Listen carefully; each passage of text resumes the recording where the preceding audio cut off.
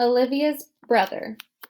The first time I meet Olivia's little brother, I have to admit I'm totally taken by surprise. I shouldn't be, of course. Olivia's told me about his syndrome, has even described what he looks like, but she's also talked about all his surgeries over the years, so I guess I assumed he'd be more normal looking by now. Like, when a kid is born with a cleft lip and has plastic surgery to fix it, sometimes you can't even tell except for the little scar above the lip. I guess I thought her brother would have some scars here and there, but not this. I definitely wasn't expecting to see this little kid in a baseball cap who's sitting in front of me right now. Actually, there are two kids sitting in front of me. One is a totally normal looking kid with curly blonde hair named Jack. The other is Augie. I like to think I'm able to hide my surprise. I hope I do. Surprise is one of those emotions that can be hard to fake, though, whether you're trying to look surprised when you're not, or trying to not look surprised when you are. I shake his hand. I shake the other kid's hand. Don't want to focus on his face. Cool room, I say. Are you Via's boyfriend? He says. I think he's smiling. Olivia pushes down his baseball cap. Is that a machine gun? The blonde kid asks, like I haven't heard that one before. And we talk about Zydeco for a bit, and then Via's taking my hand and leading me out of the room. As soon as we close the door behind us, we hear them laughing. I'm from Brooklyn, one of them sings. Olivia rolls her eyes as she smiles. Let's go hang out in my room, she says. We've been dating for 2 months now. I knew from the moment I saw her, the minute she sat down at our table in the cafeteria, that I liked her. I couldn't keep my eyes off of her. Really beautiful, with olive skin and the bluest eyes I've ever seen in my life. At first, she acted like she only wanted to be friends. I think she kind of gives off that vibe without even meaning to. Stay back. Don't even bother. She doesn't flirt like some other girls do. She looks you right in the eye when she talks to you, like she's daring you. So I just keep looking her right in the eye too, like I was daring her right back. And then I asked her out, and she said yes, which rocked.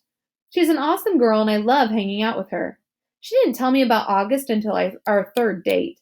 I think she used the phrase a craniofacial abnormality to describe his face, or maybe it was craniofacial anomaly.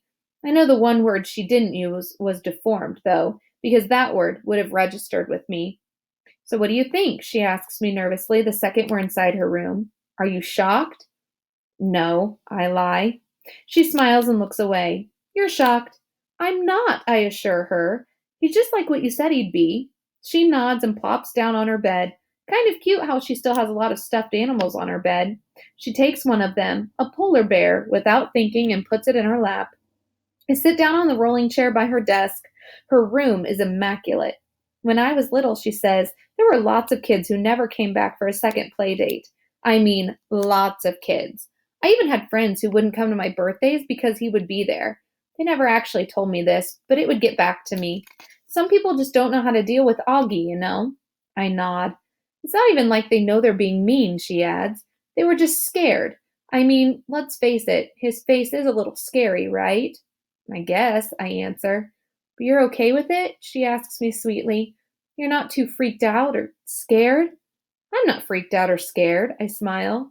She nods and looks down at the polar bear on her lap. I can't tell whether she believes me or not, but then she gives the polar bear a kiss on the nose and tosses it to me with a little smile. I think that means she believes me, or at least that she wants to. Valentine's Day. I give Olivia a heart necklace for Valentine's Day, and she gives me a messenger bag she's made out of old floppy disks. Very cool. How she makes things like that.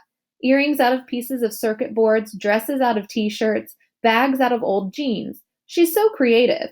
I tell her she should be an artist someday, but she wants to be a scientist, a geneticist of all things. She wants to find cures for people like her brother, I guess. Make plans for me to finally meet her parents, a Mexican restaurant on Amesfort Avenue near her house on Saturday night.